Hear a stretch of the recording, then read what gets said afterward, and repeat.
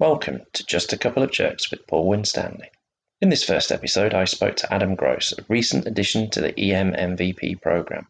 We talk about how a change in his lifestyle a few years ago, after a diagnosis of ADHD, started him on the path to blogging, sharing ideas with others, and ultimately to presenting in front of user groups. We discuss that gut-wrench feeling of stepping up to the podium for the first time, and how he felt when he met the celebrities of the IT community. We delve back into his past to talk about how instability in his dad's career made him determined to not follow that path. And we speak about the coronavirus and how it's impacting his day-to-day life at work and home. Take a listen to Just a Couple of Jerks.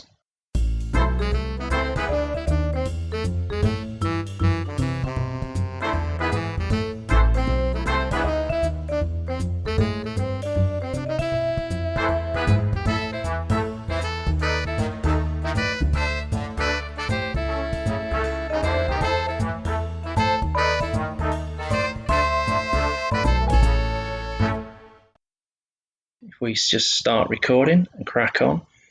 So I think first off, Adam, thanks a lot for coming on board today and joining in what is effectively a pilot show for my new podcast, which I have no idea what it's going to be called yet, but we'll work that one out later.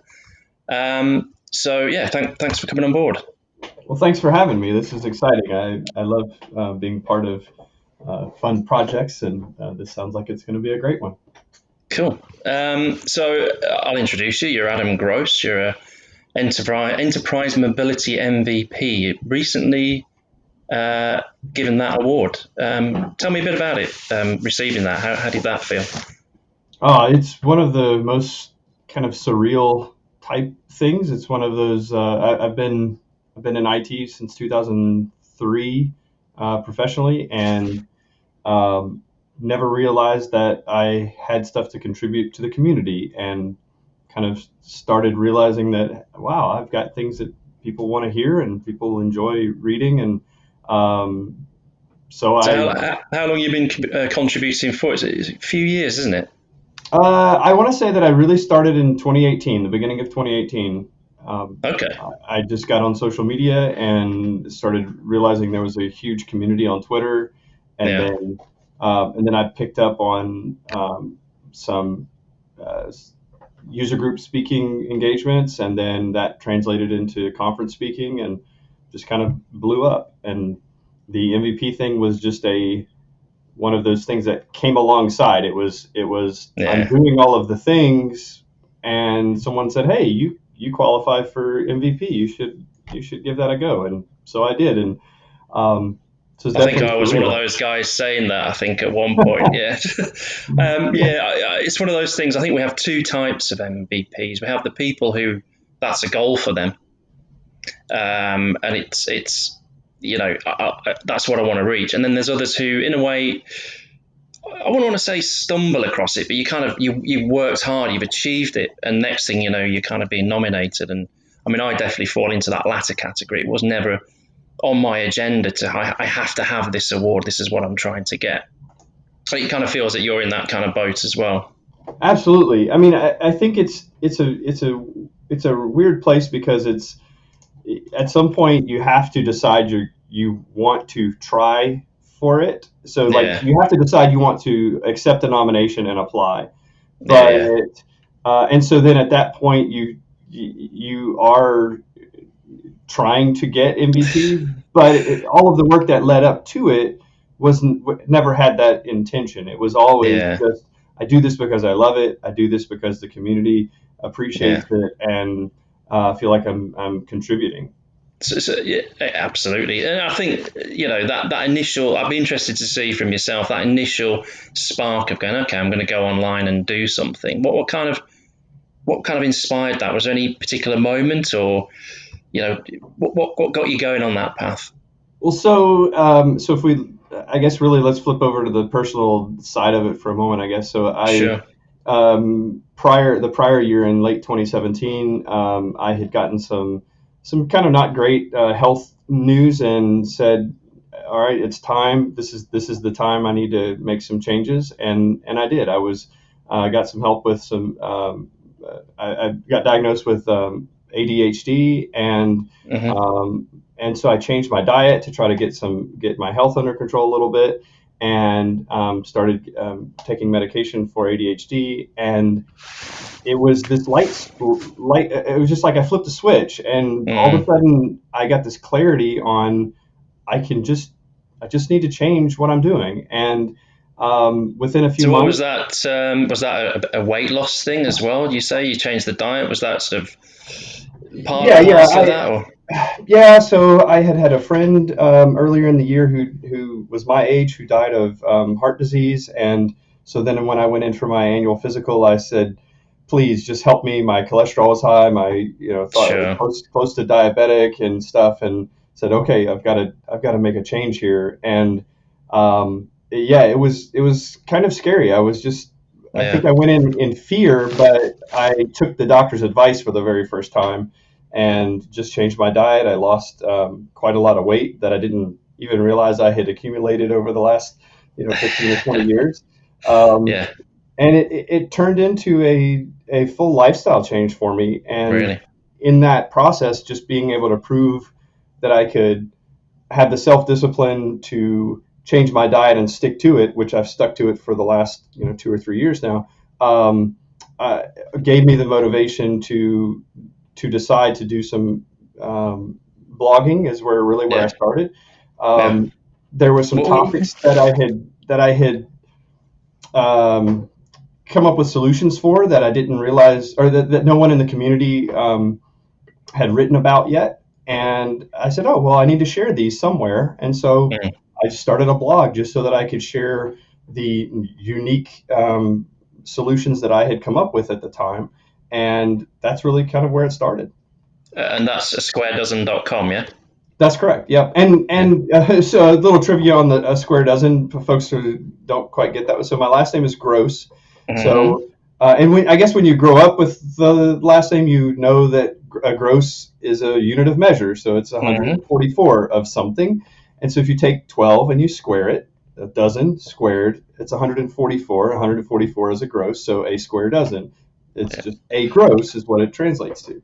I got it completely. Yeah, absolutely. And I think we all have a story around why we've called our blogs as such. I keep reminding everyone that SCCM Mentor has only one M.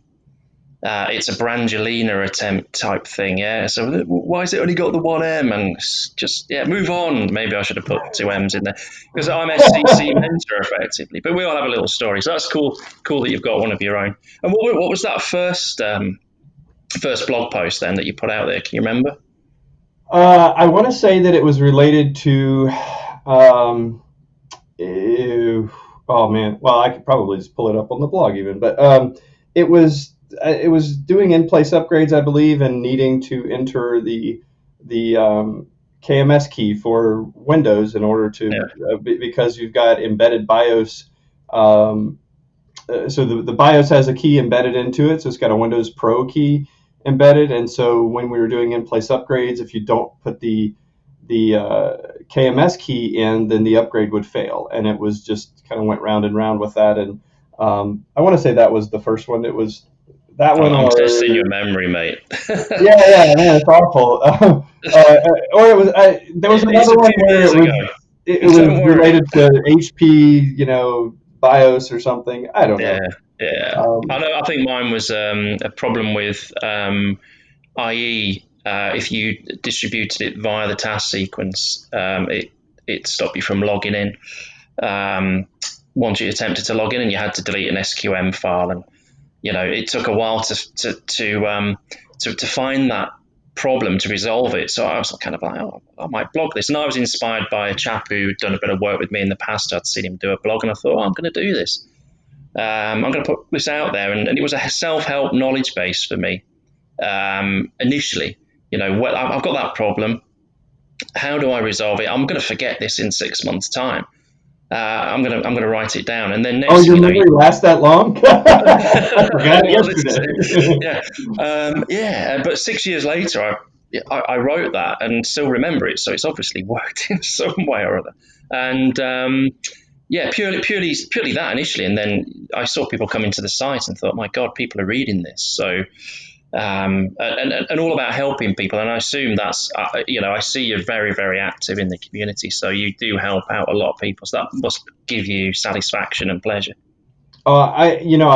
I jokingly say I'm a introvert, but I secretly am an extrovert because I think we all kind of go through that, right? Where we want to be around Yeah, people, but you don't really want to be around people sometimes. So, um, and that was actually part of what I had to do initially was I decided to say yes to everything, yeah. and that Are you still doing included that? no, because it Oh, okay. became very overwhelming.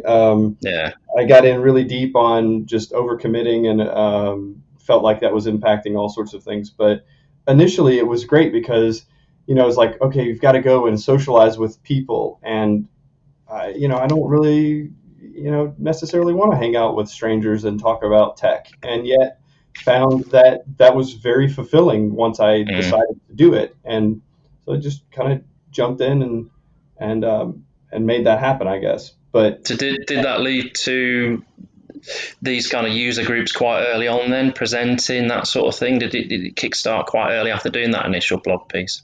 yeah, so what happened was I started the blog and I maybe had 2 or 3 blog posts up and had gone to there was Experts Live US and they hosted it very near where our office was, and um, a gentleman named Stephen Luthold, he runs the HASMA, Houston Area System Management User Group in down in Houston, Texas. He was one of the guys putting on the conference. And at the conference, I met Johan Ardwoodmark for the very first time, uh, and it was well. I'll get back to that one on Johan for a minute. But so anyway, Yeah, Stephen I'd like to touch on that briefly, but yeah, carry on for so, sure. so Stephen reached out to me uh, right after the conference because what I had done was I was live tweeting from the conference. I was posting pictures and things on Twitter, and at the time I didn't have any followers really, and it was just something to do. And he messaged me right afterwards and said, "Hey, I'd like you to come speak at our next user group meeting." Mm. And I said, "Wait, I don't know anything. I don't have anything to talk about." Um, and he said, "That doesn't matter. Just anything you want to talk about." And so my first presentation was on engaging on Twitter and how Twitter can be a very useful tool Sure. for not only furthering your career but getting great technical help Keep it up to on date. issues and all that sort of stuff. And so I even pulled up some stats on here I posted out this question and it got this much reach, and here's the answers I got because I was able to tweet these out, and within hours I had solutions on just via Twitter. Hmm.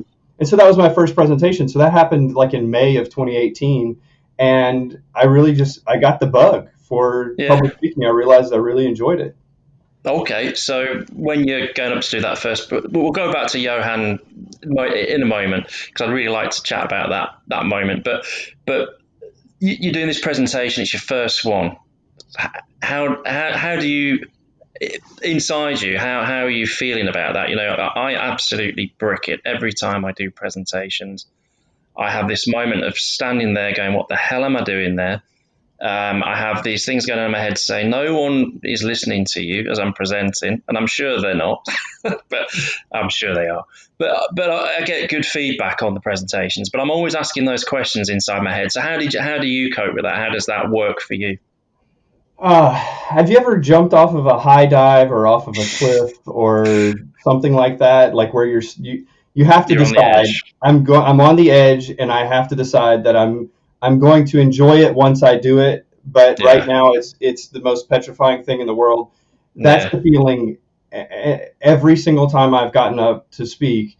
That's the feeling I have going into it. My heart is racing. I am, just extremely nervous and shaking and freaking out, but it's internal. You got to hide all yeah, that and you have to stroll up there as a confident speaker yeah.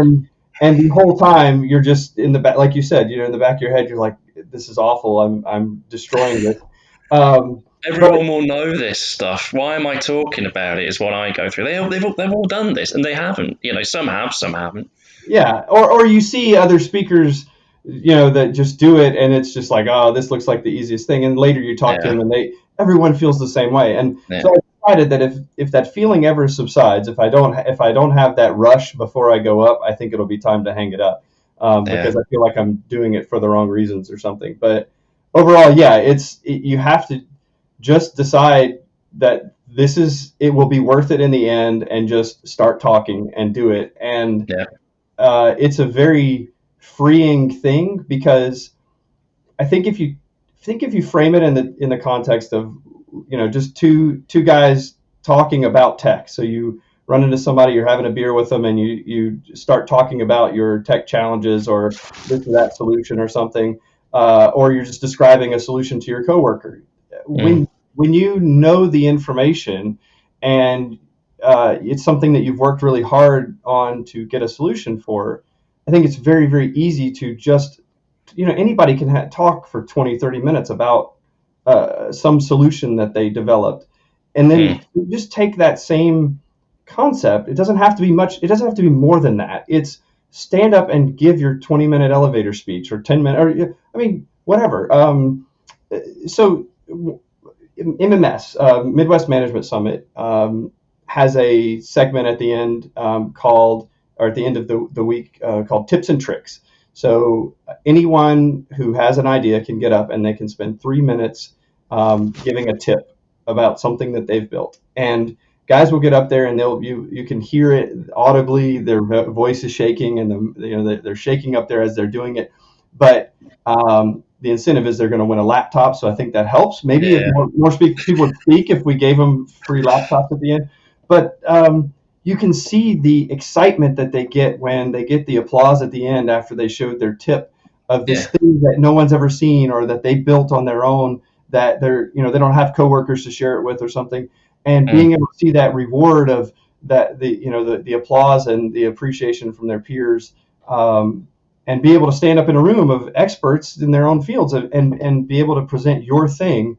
I think that's a very motivating thing, at least for some people. Now, there's other people that probably are hearing this that are saying, "No, you're wrong. No, I'm never going to do that."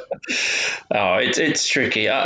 Even those moments, I'm like this when it's let's go around the room and ask this question, and it's coming around to you, and you're building up to that moment where you've got to speak, and you might be in front of just 3 or 4 people, and you're still going like, going back to school days, even, and things like that, and you're going, oh no, I'm gonna have to say something now. What if it's horribly wrong, and people just go, you're wrong, and so I think that gets instilled in us at an early age, and it's battling that, really, those insecurities going on in your head. I think I'm slowly moving away from that. I think I'm the last few presentations I've done, because I've been presenting now for about 5 years or something, and I'm starting to feel a bit more confident as I hit the mic. I think a lot of that comes from maybe just going, actually, I'm not going to prep it too much, and I'm Yeah. just going to run with it. So I know you guys jumped on a call last night, a Teams call, yourself and Brian Dam, just rambling on about CMG, and I popped in for 5 minutes at 2 a.m. thinking, what the hell am I still doing up? And I've got to watch that recording now. But these impromptu things, I mean, Brian was sipping away on some alcohol, I believe. He was. He He was. was pretty relaxed. But yeah, it's those kind of impromptu things, less pressure, maybe that sort of stuff, I think helps over time. And my last session I did with Rob Marshall at WMUG in London, I just went in there with just a set of slides with notes on it, and went, okay, I'm just going to talk through that. And it probably went down better for me personally than any other presentation I'd done before. Well, I'll tell you a secret. I despise PowerPoint. Oh yeah, God, yeah, I It's one of these things where, attendees want the PowerPoint, they want your slides, and I'm like, you're going to be disappointed because it's just bullet points. yeah, In fact, if I look back at slides that I did previously so that I can give the talk again, they're useless to me, because it's all in my yeah, head, and it's just to yeah, give you, a frame of reference of where we're headed. But it's because it's off the cuff. yeah, If I have to over prep for it, I feel that it takes away from the organic excitement of it, and that sort of thing. And that's, it's a yeah, personal thing. Now, there is a balance there of, depending on the audience. So like if I'm at a conference versus at a user group, the user group is more casual and I'm sharing some experience and I want feedback and we're going to have a give and take there and stuff. But at a conference, attendees have paid to be there, and potentially you've even like at MMS, we've got co-speakers, and so you've got to put a bit more polish on it, and so so that piece I think is a lot more difficult to do because it doesn't fit my style, and so I'm having to force my creativity into this box that it doesn't like to be in, but it's a growth opportunity. It's one of these things of I'm trying I want to have the personal growth in all aspects of this. I want to push myself. I want to get outside of my comfort zone. I want to be comfortable with doing these things. And that's all back to that lifestyle change. It goes back to that moment in time. I think so. And what I've seen is over those last 2 years of doing this, I have felt like I've become a better person as a result. And so it's even more motivating to keep doing it. And it's one of these things it's not like this magic solution or magic formula for everyone. It's what I did and it's what's working for me. And there's still a ton of areas that I look at and say, well, yeah, I could really do a lot better at that. But I mean, from a speaking perspective, the thing we were talking about of just, being nervous going up there, and so it's an open forum, and so you're going to get asked, and so you're waiting for your turn.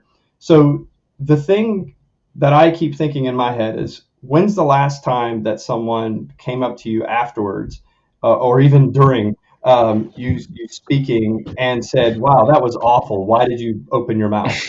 Right? I mean, no one does that. They may go and say it behind your back, but you're not going to hear it. And the only thing that you ever get is either silence or praise when you choose to step up and speak. And so that mental block of saying, I don't, they think I'm an idiot up here. Well, they may think it, but you have no confirmation that they think that. They're never going to tell you that. So just take, just do it for you. And also know that everyone else has the same demons that they're fighting. Everyone else has something that they're saying, somebody's going to know I don't know what I'm talking about up here. And just know that most people aren't going to tell you anything other than, hey, you did a great job, until you see your second feedback and realize, oh my God, what did I do? Absolutely. And then you've just opened the floodgates now for people to tell us what douchebags we really are. That's fine. Here we go. We'll take it on the chin. So let's go back to that Johan moment. You're at that user group and Johan's there. Now we've got this thing in our community of this rock star, superstar. We're all on a pedestal type thing that I really despise that term of rock star, because it really it puts pressure on you, unnecessary pressure. I find I'm not a rock star. I'm just some idiot who's trying to work a computer and help people out. And I'm struggling just like I'm Googling like everyone else, the whole shebang. So, but we have this thing. So, I walk it. Now this week we should have been at the summit. We should have met physically. We've never met before. But we would have had that moment, and I had it a few years ago, walking in the room, and you've got Jason Sanders, you've got Greg Ramsey, you've got Brian Mason, all these people, and you're thinking, Jesus Christ, what the hell am I doing in this room? You've not had that luxury. You meet them individually, but en masse, it was like, oh, okay, hello, I'm Paul. Yeah, I know. Oh, you know me, Christ, yeah. All this goes on, but you kind of gone into that room, and Johan's there. He's built up. He's got this huge following, 10,000 plus Twitter followers, etc. What was that moment for you going in there? Was it that kind of, oh my God, yeah, it's Johan? Yeah, I mean, I think to some degree. So I'll frame it a little bit. So my entire team, including my boss, so there was I think it was about 6 of us. We got invited to conference. We had tickets. We got complimentary tickets even to go to the conference, and so that's why we all got to attend. And so the morning the conference began, our team collectively really didn't know any of the community. I was just starting to get plugged in. I recognized some of the names of some of the folks there. I mean, Jason was there. Oh man, I'm going blank. Some of the other guys were there. But so They're not going to be happy you've forgotten them.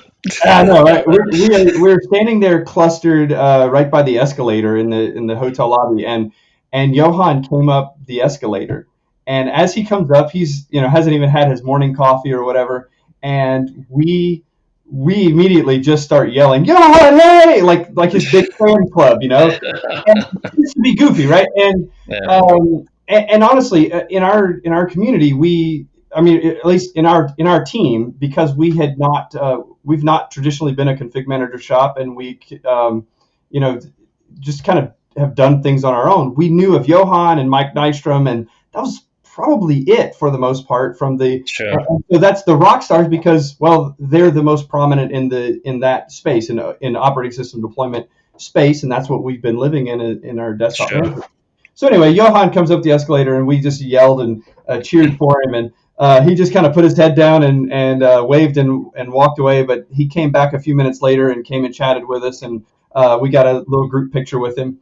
But what happened was, at the end of the conference, I had a few moments to chat with Johan, and now at this point I had just maybe one or two blog posts, and I had messaged him on Twitter as I was developing the blog and everything, and I was standing there talking to him, and he said, hey, if you ever want to blog on my blog, just let me know. I'd love to have you write. And I didn't know how to take that. I mean, I was just completely taken aback by that offer, which I did take him up on months later. I was able to write something for him. The thing about writing blogs is you only have so much content, and it takes a lot to get something out, right? And so it's like, well, I'm trying to build my brand, but I want to also take this opportunity to do it. And so I found a thing that worked, and wrote a post for him, for his site. And it was one of those moments where I don't know, it was like God came to earth, kind of like, and spoke to Adam. Like, it was, I know, I'm putting him on this pedestal, but like, the reality was that he saw me as a peer who was willing to contribute to the community, and he wanted, and I think in the MVP spirit, he was showing that he was willing to mentor me, or facilitate me, furthering what I was attempting to do. Sure. And that really gave me a ton of motivation of just having someone who we respect in the community treat me as a peer that could contribute. And now what has happened is, later that the next MMS summit, I guess it was in 2019. So I guess right after that, I had had a thread with his wife Amy on. Actually, let me flip that around. With Johan is Amy's husband, because she likes that way. Okay. Amy's not Johan's wife. Johan is Amy's wife. Get it right.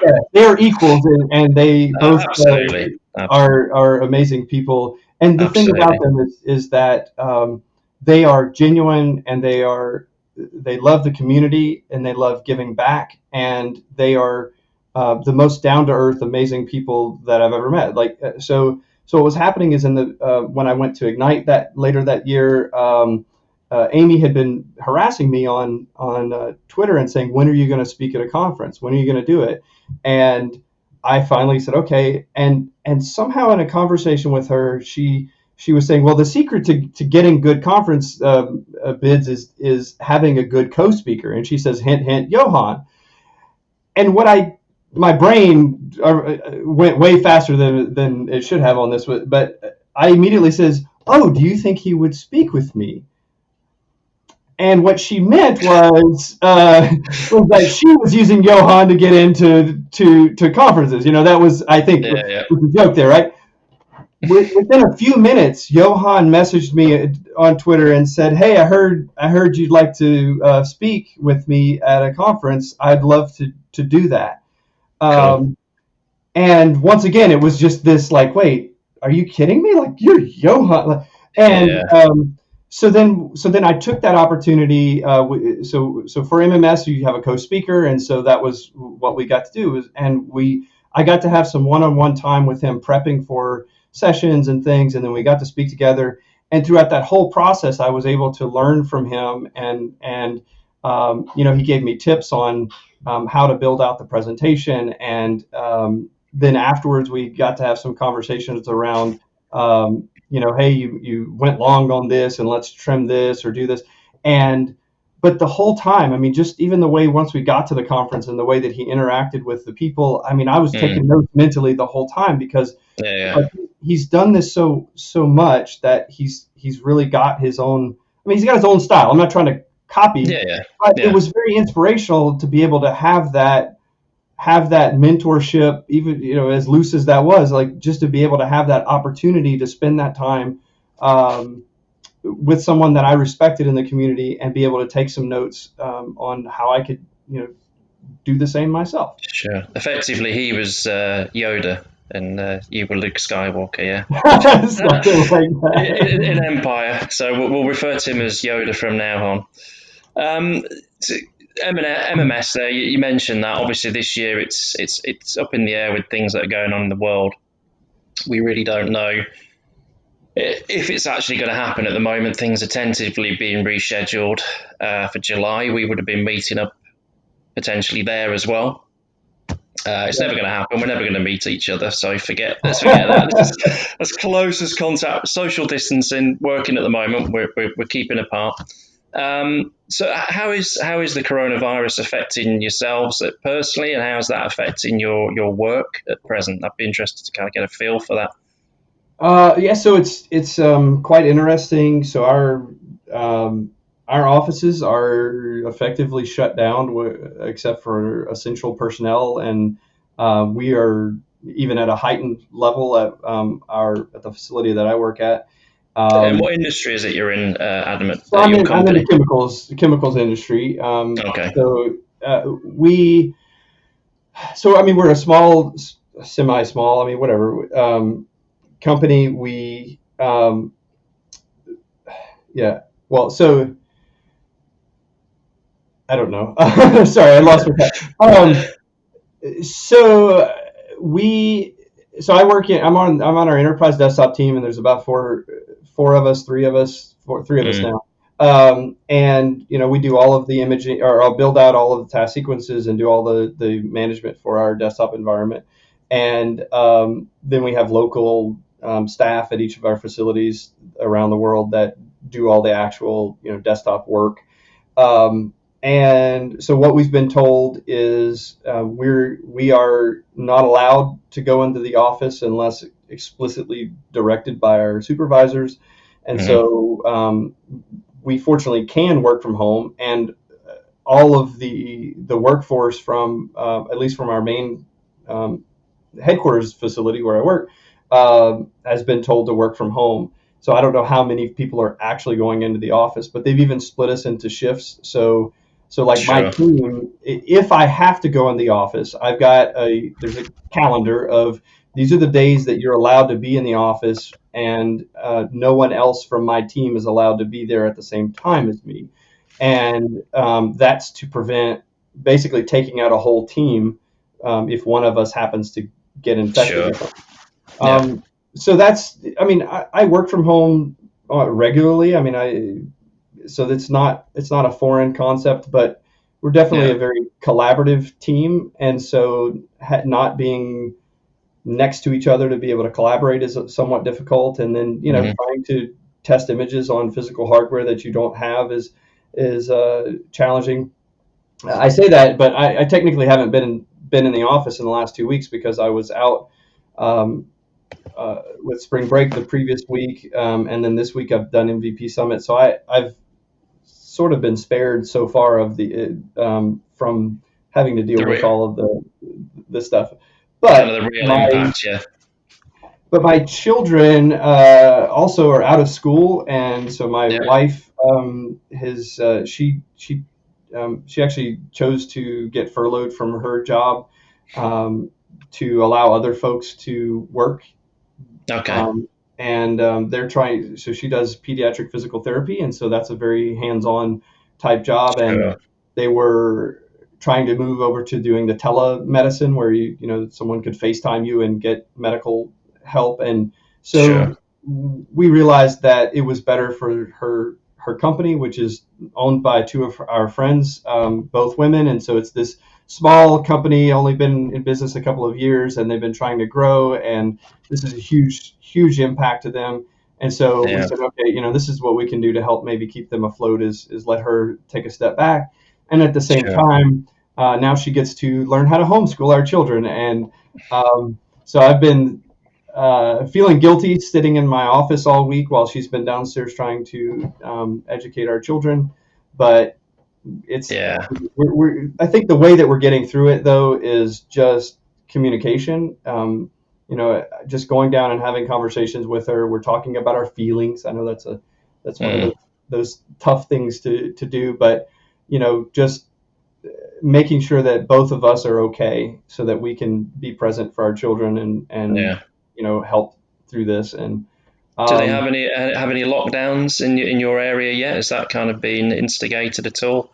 yeah, somewhat. So we are yeah. So all of the non-essential places have been closed. So like bars, and you can't go into restaurants, but some of the restaurants are still open doing deliveries or Mm. drive-through. And then grocery stores are only open from 8 to 8, and so that allows them to have time to stock the shelves, which are empty by the time you get into Yeah. the store. Yeah. Um, so yeah, so it's largely locked down, but it's not as locked down as I've heard in some areas where you're not even allowed to leave your home unless you're Yeah. going somewhere. So Are those um, areas in the States or other countries? Is it New York? New York's got a lot of lockdowns in place, I believe. Man, I've I, stopped trying to keep up with it, but I at MVP Summit they had this virtual bar, so mm. we were able to get on Teams and just chat with random MVPs elsewhere. And so one of the folks was from Mallorca, Spain, Oh, and she okay. was saying that was the deal there, is that you weren't allowed to leave, and if a police officer stopped you, they would check to see if you had a grocery receipt or something to show that you had been to the shops or something. Um, Okay.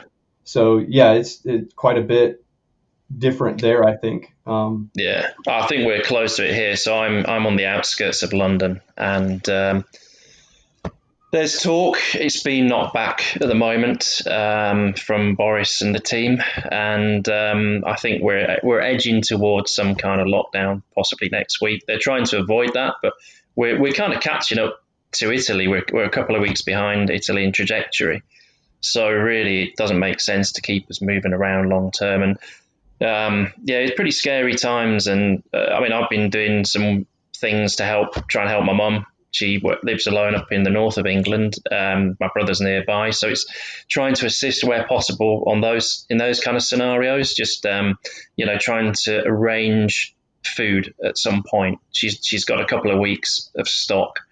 She was telling me every day, this is what I've got for her. No, I don't need to know that detail, Mum. When's it going to run out? That's all I need to know. Yeah, And it's interesting to hear some stories about that generation of kind of going, um, well, yeah, I'll be self-isolating, and but Tuesday I've got to meet Barbara up the road for yoga. No, it means stay in the house. Yeah, yeah, yeah, exactly. you can pop out. Can I go into the garden? My mum asked me. I said, yeah, you can cut the lawn. Yeah, that's fine.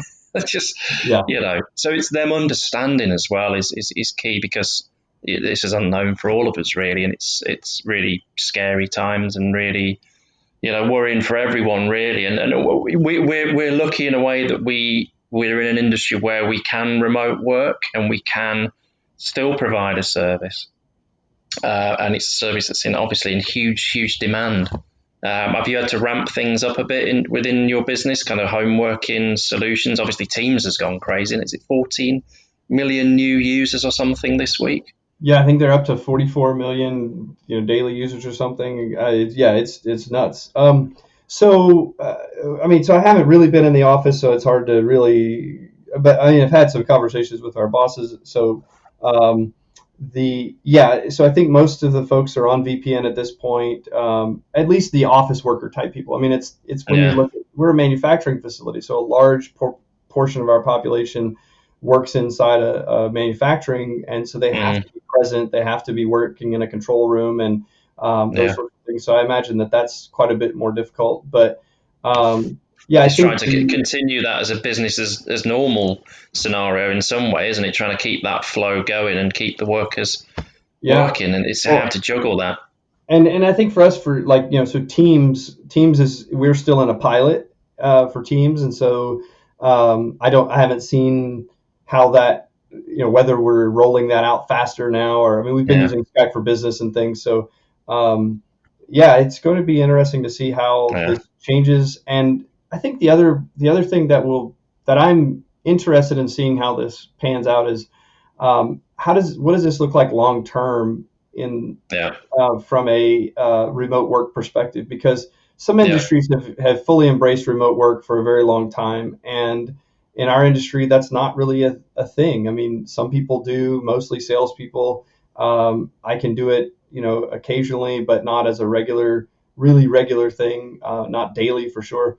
Um, and so there, that's been an ask and a desire, especially as the workforce kind of gets younger to some degree, and so we have a lot more people that are comfortable working from home and can do our jobs. And so I think there's an interesting paradigm shift potentially there on Mm. maybe proving out that this is feasible, and that, yep, we once we Yeah. get over the initial shock of dropped productivity because of children being home and not having all the technology and everybody dealing with all the stress of all the outside things right now. I think once we get into that rhythm of, okay, so now everything's settled down and this is life now, and I can do work. I think we'll see. I hope that we'll see that we can be just as a productive workforce, as long as we use technology to help, adjust and apply technology the right way to our workflow, in maybe in things that weren't really a priority before. So I'm interested to see how this impacts us long term, whether we get to continue to work from home or whether they say, oh, this was the worst thing ever, let's not do this. Yeah, yeah. We're going to have a bunch of people saying, "Hey, I managed to work from home for 3 months. Why the hell do I need to come back into the office?" And we have this, rush hour scenario every morning. Do we need to be going through that every day? We've stood up the infrastructure and we've managed for so long. Those people who can work remote, let's do some cost savings. Reduce the amount of people required in the office. Those sort of things. Oh, there's All those definitely so many conversations. benefits for that, because I mean, so I've got three small children, and I leave work before they wake up in the morning. Well, if I Mm, could see them in the morning, that's a few more minutes that I get to see them per day, and I would love that. Or the fact that I waste, I have I don't know, 35-mile commute each way, mm, and that turns into 45 minutes in the morning and an hour or more in the evening, depending on traffic, and adds a lot of stress and things. So yeah, that's a lot of wasted time, that honestly I would probably even just work those extra hours for my company, yeah, potentially, yeah. if I Well, could you've just said work from it. home. So You've yeah, committed now to it. can you cut that out? I don't want Yeah, we'll to. edit that out. Yeah, I mean, I don't know about you, Adam, but I do a lot of remote work. I'm sat here tapping away, and I'm more productive when I'm at home. And there's always that manager, whoever, who thinks, oh, he's just going to be watching TV, he's going to be out doing whatever. Obviously, at the minute we're not going out, but prior to this, I was always more productive anyway at home. I could just less distractions. I pop the music on. I listen to a radio station in Seattle, KEXP. Give them a plug; they're great. And it's just a mix of music through the day, chills me out. Whatever, off I go. I can pop and grab my kids from school when needed, that sort of thing. It just works. But there's a lot of people who've not had that mindset. It's kind of you're at home, you're going to be mucking about, you're not going to be productive, and that may change. There's going to be distractions, like you say, the kids. Yeah, I mean, to be honest, I've got teenage kids, so I want to get out the door really, rather than Yeah. be there to see them. But yeah, we're going to have to accept that situation at the minute, and get used to that. And if they're not there because this thing blows over and we get through this, we get to the other side, there's that potential for being even more productive at home. So, I mean, do you find you're more productive when you're at the house? Does that work better for you? Um, yeah, I do really think so because yeah, there are less distractions. I mean, it's different distractions, honestly, the children Yeah, coming in and things.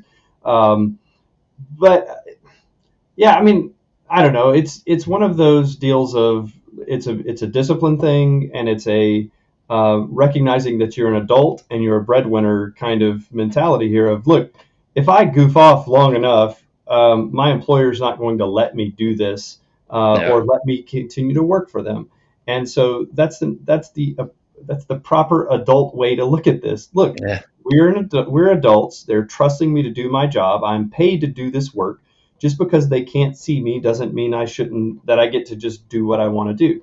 yeah, Um, at the same time, there's this, if you flip it around and say, from an looking as an employee perspective, if I have the ability to take brief, segments of time out during my work week to go and drop or pick up my kids from school or ride, I want to ride bikes to school with my children. I mean, they yeah, um, and to be able to have that luxury, or hey, I need to have a doctor's appointment or something. I don't have to take off. And so if I go to the doctor right now during my work week, I have to drive an hour, 30 miles back home to where all of my yeah, doctors are and stuff. And so I'm losing like 3 hours in a day when I could potentially maybe be out an hour or so.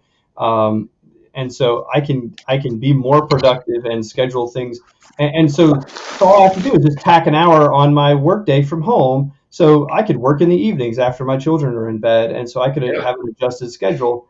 But it's a question of when does my employer need me to be physically in my chair doing work? yeah, If they need me and if I need to be in a meeting or someone needs to get in touch with me at a particular point in the day, um, am I going to be available when they need me and those sorts of things. So I think that's kind of one of those balance things where you've got to figure out like, look, these hours are your employer's hours, and this is when they expect you to be here. So you can't just go and say, no, I'll do all my work after hours. Don't worry about it, and then blow off the whole day.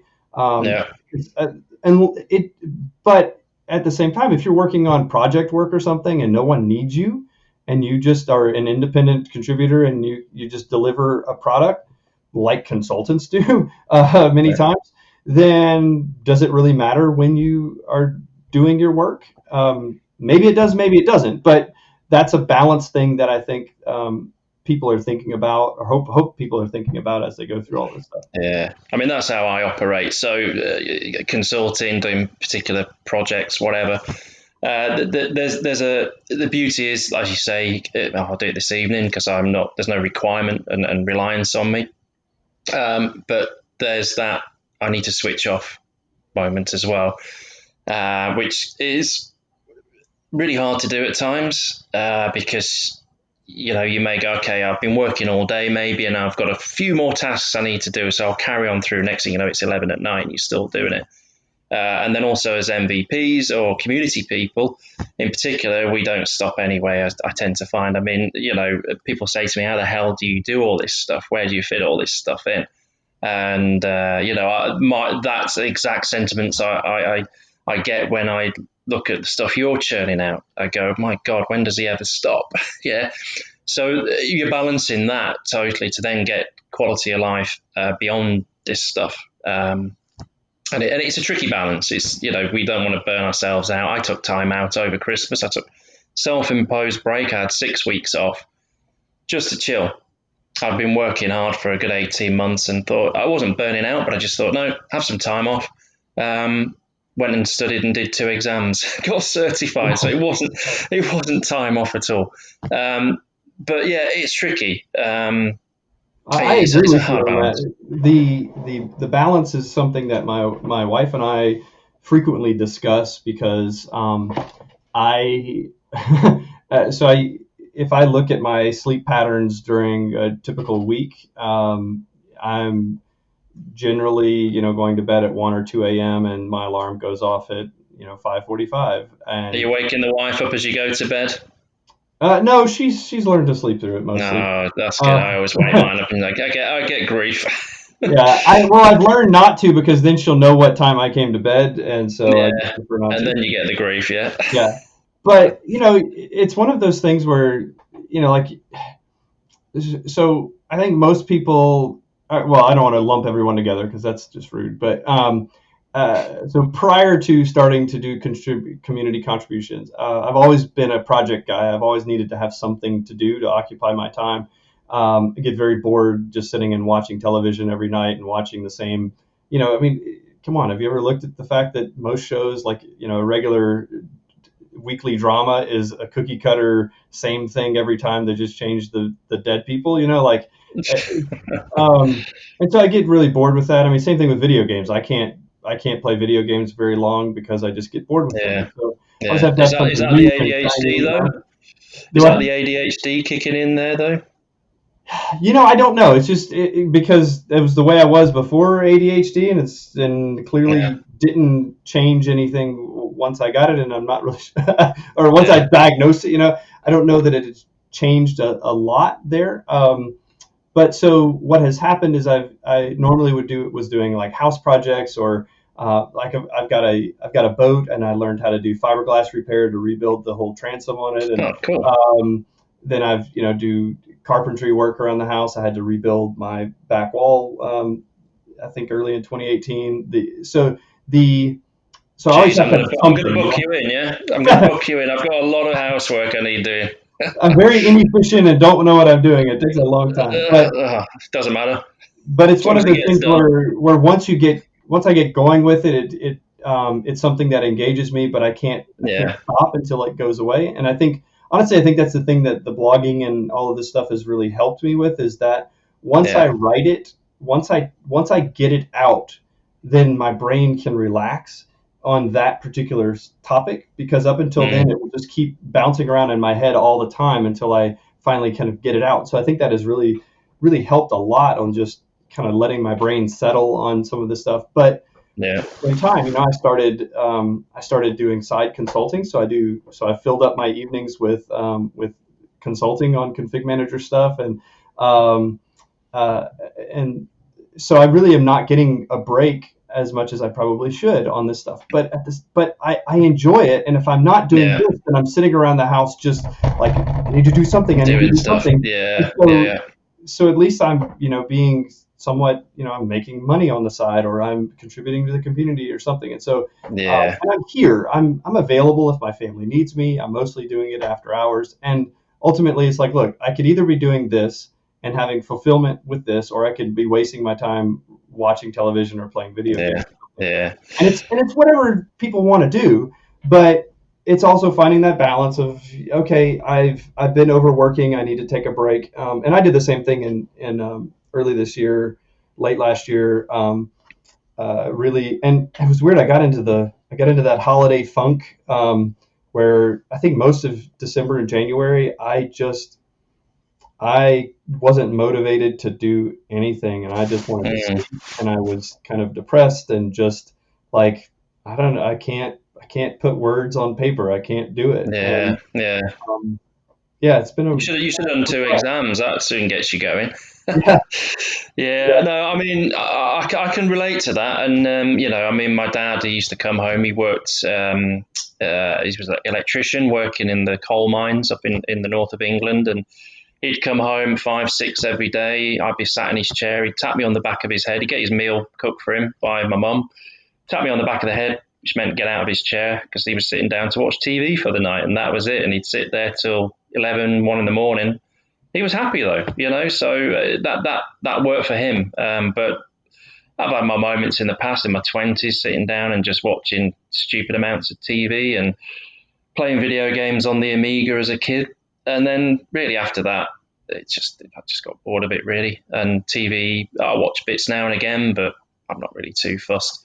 Um, spend too much time on the internet. Probably, yeah, that's half the problem. So let's focus back to a young Adam for a little bit. The Adam who, as a kid, he's got dreams and aspirations. Was it? Have you fulfilled those? Is being a config manager guy what you were reaching for? What were you looking for as a kid? Where were you going? Well, so if as a kid, I planned to be an astronaut. So there's that. Maybe Yeah, we I all wanted did, that. right? That's cool. Yeah. But I had asthma at an early age and realized, well, that's not, and so I just kind of said, well, this isn't happening. I'll never be an astronaut. So I kind of said, oh, I'll do something different. God. I got into computers probably in my, I was a kid when I had my first, I don't know, it was like a Tandy or something computer thing. And in fact, So how old are you, Adam? Are you 30 something? I will be 40 this year. Um, Okay. Yeah, so yeah, I'm getting there. So But my dad was somewhat into so he was into geology and tech kind of things, and was always somewhat we were always somewhat scientific type family doing experiments and things, and so we always had science in our home, and so I always loved that stuff. But when I think ultimately what happened was my drive was more of for a stability in my home more so than what I wanted to do for a career. And so okay. my dad really struggled with jobs over the years, and we grew up really kind of struggling. And I just wanted to have some stability, and I wanted to be able to be financially secure and that sort of thing. And so I think that was a large driver for me once I kind of moved into my teens and went off to university. And so um, I went to school originally for engineering, and Mhm. realized that my math skills just really weren't there, and it wasn't what I wanted to do. And computers were my hobby at the time, and I enjoyed playing with computers, but I had originally said I don't want computers to be my career because I don't want to Mhm. end up hating them and ruin my hobby that I enjoy. And so that was really the mindset I had. But by the time I got out of school, I ended up with a computer information systems degree, and really fell into something I was passionate about. And but ultimately, it was really just a drive to. I wanted to find a career that allowed me to have a stable job, where Yeah. I could provide for my family. And I mean, I got out of school and I've been at the same company for 17 years. And people look at me like I'm crazy because they're like, "Wow, we jump around every 2 or 3 years." And so Yeah. no, Yeah. you don't understand. Like, there's really a drive here to have There's that a reason for that. stability and Yeah. security, where I work for a company that treats me very, very well, and uh, I have no reason to leave, and it provides me with that stability because I don't want to leave behind something that is a known quantity and go to something that's unknown Yeah. and put my family and well-being at risk. And I know that's Yeah.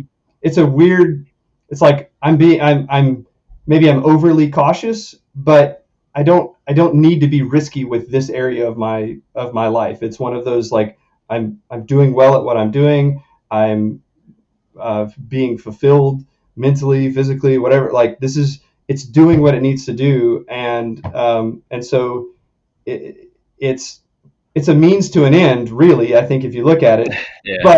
but I have found something. I've been one of those people that's very fortunate to be doing something that I very, very much enjoy doing, and so it's not the same as, well, I have to do this to make money to put food on the table, but I hate every day of going to work, but this is the only work Yeah. I have.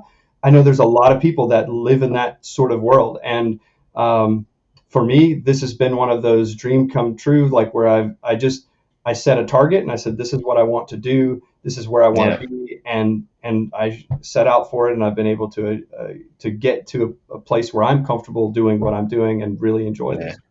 No, that's cool. I mean, why change that? Like you say, I, I I freelance for 20 years, so I'm constantly moving around, and I enjoy that. I enjoy that side of things, going to different customer sites. It has risk, and if you've grown up in that, and you didn't want that to affect you in later life. I can see where you're coming from, and totally, you're doing it for the right reason, and that's quite admirable that you're doing that and you're continuing. Um, Fair play. I mean, I've been to places where I've seen guys who've been there for 20 odd years, 30 odd years. There's one place I went to where one of the guys started working when I started infant school in the 70s. And I was like, oh my God. And he has an absolute passion for what he does. Really nice guy. And they all enjoy it. They wouldn't be there. They'd move on, but there are some people who might sit with their feet on the desk and just waiting for that retirement, waiting for that redundancy, whatever it is. And it's good to hear that you're kind of enjoying what you're doing. It is a kind of a dream come true in a way, because you're happy in what you do, and that's all you want from life ultimately, isn't it? Yep. And I'm also fortunate, so I work for, because of the blogging, because of community stuff, I got to begin working with System Center dudes as a consultant. And so it's not I'm not doing a ton of extra work with them, but it's very fulfilling, because I get to kind of take the things that I'm promoting in the community and or even like new or different things that I can't do in my other job, and apply those to customers. I get to have great conversations. It's new and it's different, and it's, oh, well, hey, let me investigate and figure out how to streamline your environment and help build something for you. And so it kind of is that you get that newness over and over. And so I think that helps quite a bit as well, because it helps give me that change of scenery without my where times where my day job might get boring or something, or monotonous. I still get that outlet as well, doing the consulting side of things. It stretches you. It gives you more. Yeah, it does. Yeah. And there's no, that's the way you learn it. You're not going to learn it just by maybe reading up a little bit. You get a bit of insight, but actually trialing it out, testing it out, giving it a go, find out what the problems are, and then the next thing you know, you're kind of an expert in that in a way, because you can provide that, and you can provide that to your company as well. What about this? All these little things that they may not know about, and that's value add for them as well at the same time. Absolutely. And obviously, we're gonna touch on the Adam and Steve show, or is it the Steve and Adam show? Which way around should I be promoting that? It's we constantly, or we consciously chose to call it the Steve and Adam show, because the Adam and Steve was not a good route there. So Steve and Adam has been this wild ride for sure. So Steve Hosking, MVP out of Australia. Good guy. I met him at the bar at when I was at MMS Desert Edition in Phoenix, which that's just getting there was an amazing thing. Thanks Mike Terrell and Brian Mason for making that happen. That was a dream come true. But so yeah, we sat and chatted at the bar there, and then later we stayed in touch, and then later at MMS MOA in 2019, really just hung out with him a lot more there, and got to know him. And at the end, he kind of pitched this idea, said, "Hey, why don't we do a podcast on Intune? There's not really anything out there. Let's do it." And I thought that he meant let's record one episode, and we got on the first day, and he opened up OneNote and he said, "Look, I've got a list of topics, and here's a schedule, and here's how often season one. Here's season two. It's right? A 7-season epic." And here we are, 31 episodes in, almost an episode a week since July of 2019, and it's been this amazingly wild ride. We have both learned a ton of things. We have the community reception of Intune.training has been phenomenal. I'm not a video guy. I prefer just to be able to skim through content and read things, look at pictures. Watching videos is not my really my area. And so the idea of making videos just really felt kind of strange for me. But Yeah. there is a huge market. I say market. We're not making money on it, but there's a Yeah. huge audience for it. Yeah. Yeah. Yeah. Yeah. And being able to provide content and be able to get the feedback that we've gotten for these videos has been very motivating to do more, obviously. But I mean, just looking at the view count on things or seeing, I mean, we have over 1 million minutes of watch time within the Wow. last, but we're not even a year into it. And um, Mm. most of our videos within a week will have over 1,000 views, and we will have, I think we're averaging, I think on a monthly, we've moved to monthly now, over 1,000 new subscribers per month. I think we just crossed the 6,000 subscriber mark.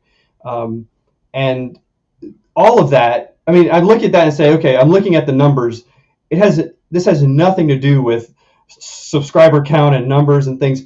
Yeah. Yeah. Looking at that stuff is the thing that's letting us gauge our impact and realize, wow, Yeah. people Yeah. really do want this and need this content. And so, Yeah. Yeah. um, so we're just having a blast.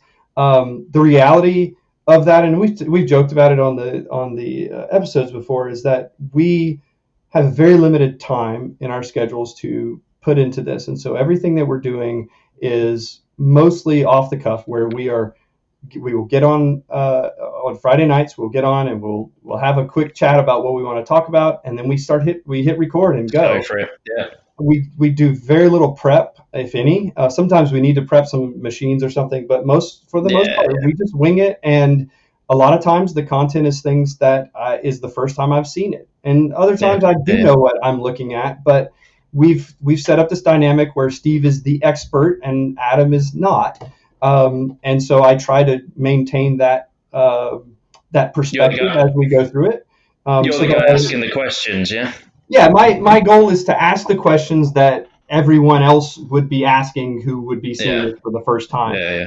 Yeah. Sometimes I'm asking it legitimately for the first time, and other Yeah. times not so much. But Yeah. Of um, course. I'm playing a role, and I think that's part of the thing. But it's been funny to see the comments. They're like, Adam, will you stop talking so that the expert Steve can tell us things? So Yeah. Yeah. it has I think worked too it's well. yeah, it's warts and all, isn't it? I've watched a few and I'd say, oh, hold on, that's gone wrong, and you've kind of edited the video. It's like this podcast. I'm trying to avoid editing this if possible. Keep it simple. Go run through it. Let's see the mistakes.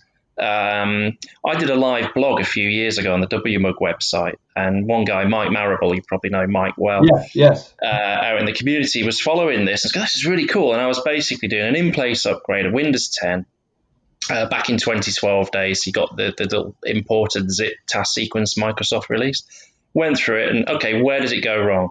And I had a situation where I was using the wrong SKU or whatever it was, or wrong language or architecture, one of those, And so I was like, okay, I need to go and download the media. So I'll be coming back to this blog tomorrow and carrying on. And Mike was like, he was testing it all out on that night for himself, and I got it working. It's great. Instant feedback. I don't think anyone else was bothered, but it was cool because I got that interaction. And Yeah. where I see you guys clicking stuff and then it's not worked, and it's like great because we're all gonna hit these problems all the time, and you're showing it as it is, and it's great. And I think that dynamic with yourself and Steve, like you say, you're asking those questions like a noob and a user would. How the hell does this work?